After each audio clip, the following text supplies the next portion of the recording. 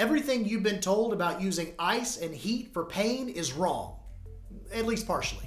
It may actually be making your condition worse, keeping you stuck in the same pain cycle you're trying to get out of. Today, we're going to clear all this up.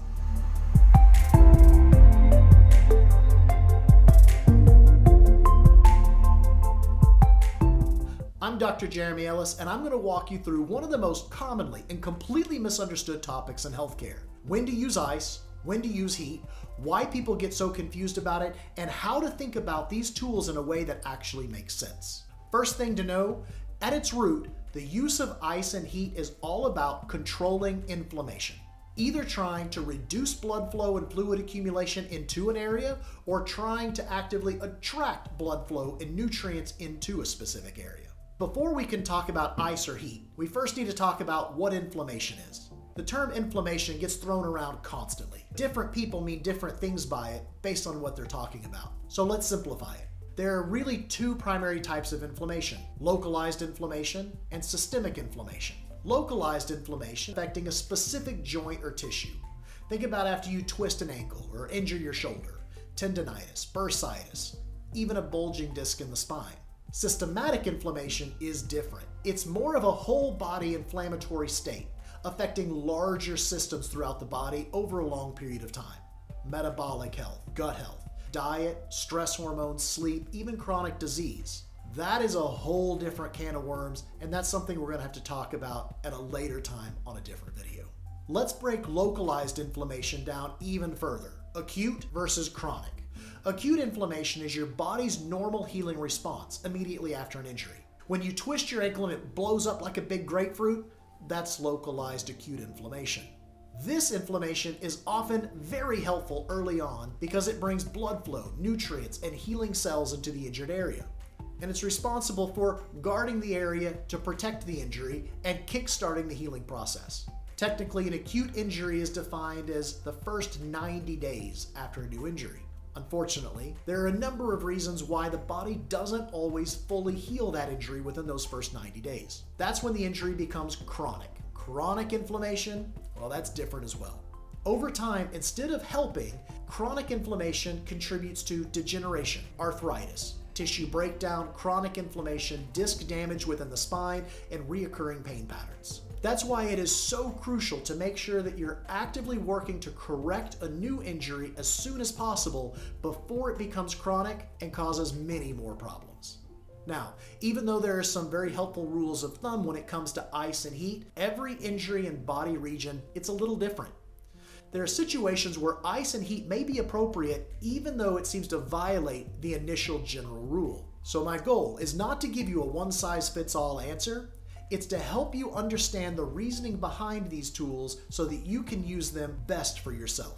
You may have heard the acronym R.I.C.E. It stands for Rest, Ice, Compression, and Elevation. This was introduced in 1978 by Dr. Gabe Merkin, and for decades it's been the standard recommendation for the initial treatment after an injury. But over time, that message got co-opted and oversimplified, to the point where most people today believe ice for the first 48 hours after an injury, and then you switch to heat. I was actually taught that in school. But here's the problem. That first 48-hour recommendation was never rooted in any actual scientific evidence. It became popular because it was simple, easy to remember, and widely repeated, not because it was scientifically precise. But what's even more important, and what almost nobody ever talks about, is that that same physician who introduced R.I.C.E. as the structured treatment approach clarified his original intentions. Dr. Merkin stated that ice and complete rest can actually delay healing when overused, and that there is no reason to continue icing beyond a short early window after an injury. He specifically stated that using the R.I.C.E. protocol during approximately the first 6 hours after an acute injury was reasonable, but that prolonged icing beyond that point interfered with the body's natural healing process. 6 hours versus 48 is a huge difference. To understand why this matters, you have to understand what your body is actually trying to do after an injury. When tissue is injured, your body starts a localized acute inflammatory process. And contrary to what most people think, this is actually a good thing. It's how your body increases circulation to the area, delivers oxygen and nutrients, brings in healing cells, and begins to repair damaged tissue. So if you aggressively suppress that process for an extended period of time, you may actually be slowing down the healing response itself. That doesn't mean that ice is bad. It just means that we have to properly understand what ice is actually good for. Pain control, reducing excessive swelling, and temporarily calming irritated tissues. But ice itself is not what heals the injury. So during the early phases of an injury, using ice during that short initial window is absolutely appropriate. But after that, the priority needs to shift towards restoring movement, improving circulation, and progressively restoring function.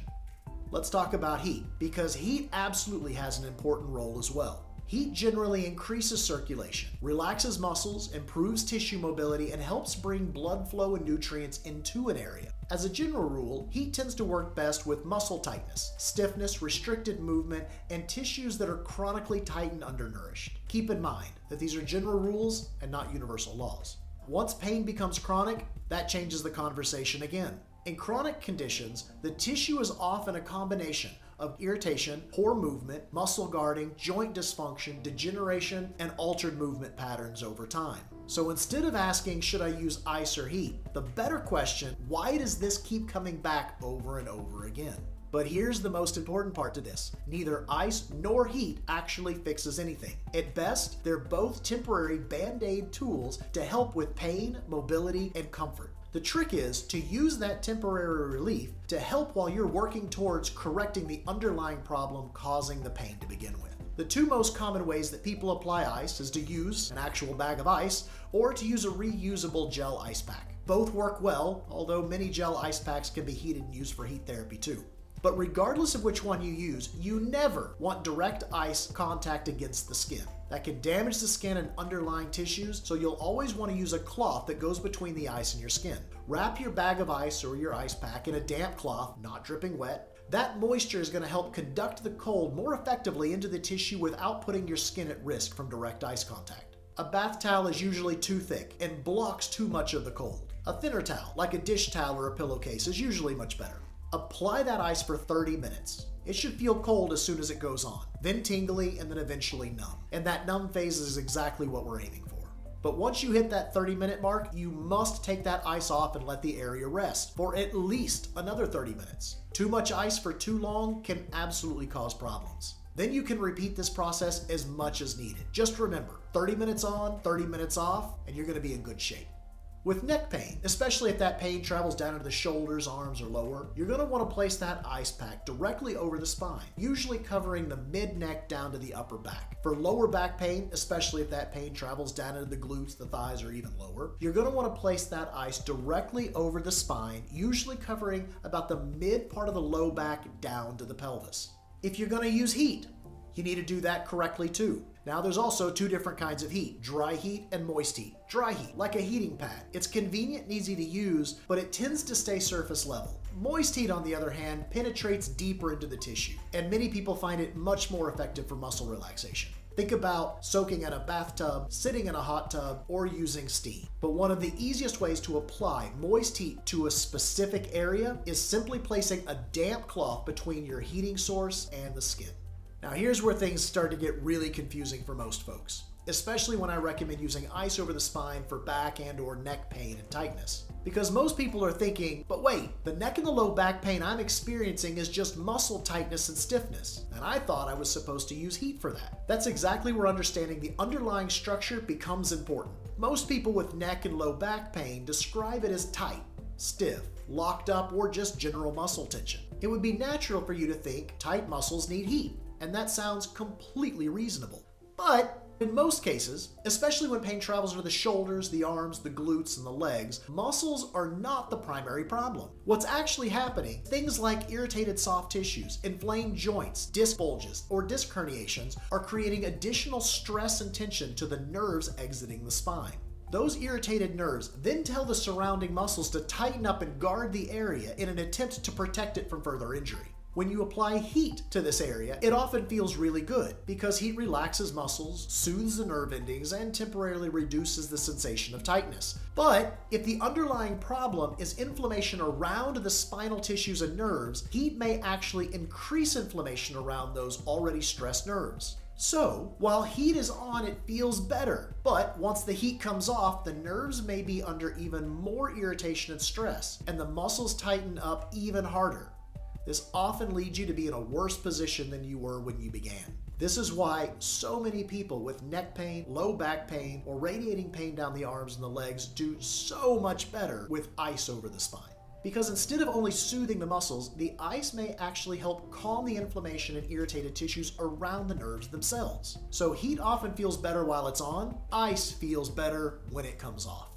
Another spot of confusion are with conditions like bursitis or tendonitis. Think tennis elbow or golfer's elbow.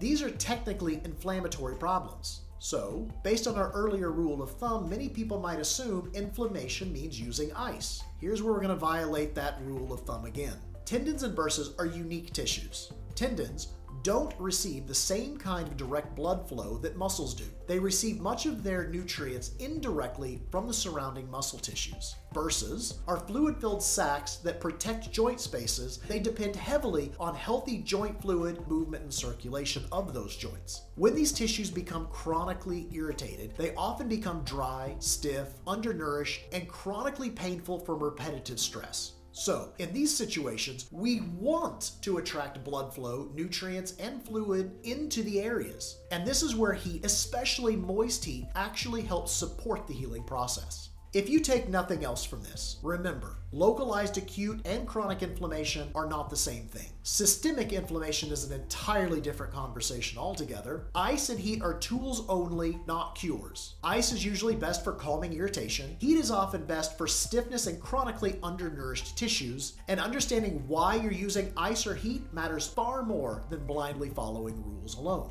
If you understand that, you're already thinking about pain and recovery at a much deeper level than most. If you have any questions about this topic, drop them in the comments and I'll do my best to address them there. To discuss any of your health concerns with me one-on-one, go to ellismobilechiro.com and schedule your health clarity session, which is a one-on-one private video consultation where we can discuss any of your health concerns that you have on your mind. Remember, you don't have to figure your health out all alone.